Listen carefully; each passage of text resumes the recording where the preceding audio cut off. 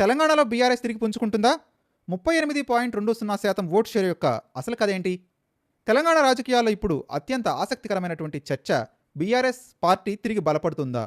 కాంగ్రెస్ అధికారంలో ఉన్న సమయంలో బీఆర్ఎస్ మళ్ళీ తన పాత బలం దిశగా వెళ్తుందా?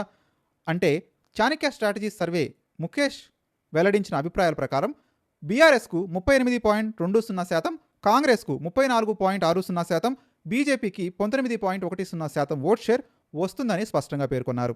ఈ సంఖ్యలు నిజంగా ఫలితాలు నిర్ణయిస్తాయా? అసలు ఈ ఓట్ షేర్ వెనుక ఉన్నటువంటి రాజకీయ సమీకరణాలేంటో ఈ వీడియోలో తెలుసుకునే ప్రయత్నం చేద్దాం.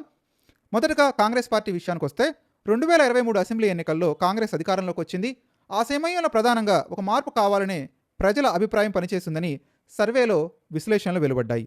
అంటే కాంగ్రెస్కు వచ్చిన ఓటు బ్యాంకు మొత్తం కాంగ్రెస్పై ఉన్న అపారమైన పాజిటివ్ ఓటు మాత్రమే కాదు, 10 సంవత్సరాల తర్వాత మార్పు కావాలి అనే భావన కూడా కీలకంగా పనిచేసింది అనేటువంటి విశ్లేషణ కూడా ఉంది.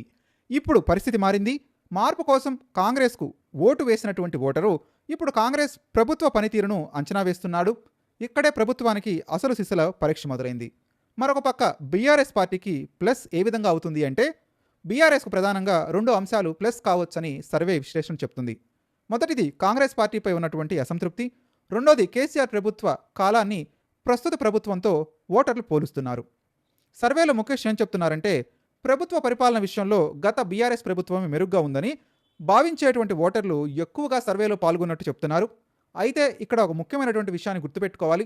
బీఆర్ఎస్కు ప్లస్ రావడం మాత్రమే సరిపోదు, గత ప్రభుత్వంపై ఉన్న విమర్శలకు కూడా సమాధానం చెప్పాల్సినటువంటి అవసరం ఉంటుంది.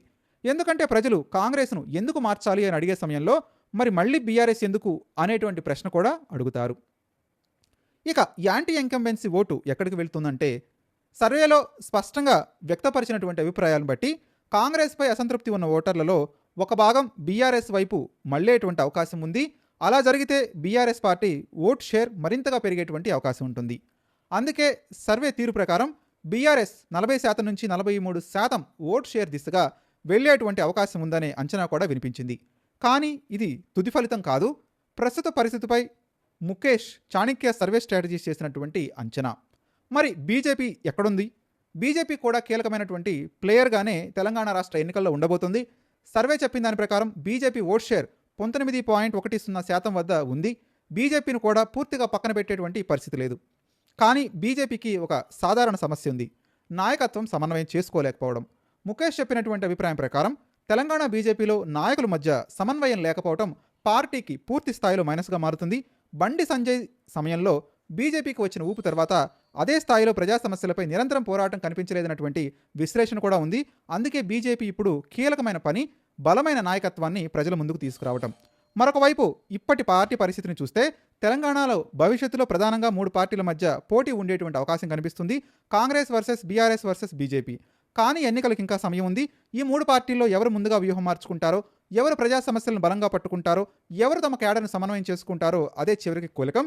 ప్రస్తుతం సర్వే అంచనాలను ఒక లైన్లో చెప్పాలంటే కాంగ్రెస్ అధికారంలో ఉన్న బీఆర్ఎస్ మళ్లీ బలపడుతుందన్న సంకేతాలు స్పష్టంగా కనబడుతున్నాయని సర్వే చెప్తుంది. కానీ రాజకీయాల్లో 2 ఏళ్లు అంటే చాలా పెద్ద సమయం. ఒక బడ్జెట్ నిర్ణయాలు కానివ్వండి, సంక్షేమ పథకాలు కానివ్వండి, పెద్ద రాజకీయ సంఘటనలు కానివ్వండి, ఒక నాయకుడి యొక్క నిర్ణయం కానివ్వండి, ఇవేమైనా కూడా మొత్తం రాజకీయ సమీకరణాన్ని మార్చగలవు. కాబట్టి ఇప్పుడు ఎవరు గెలుస్తారు అన్న దానికంటే ఎవరు ప్రజల నమ్మకాన్ని తిరిగి సంపాదించుకుంటారు అనేదే అసలు ప్రశ్న.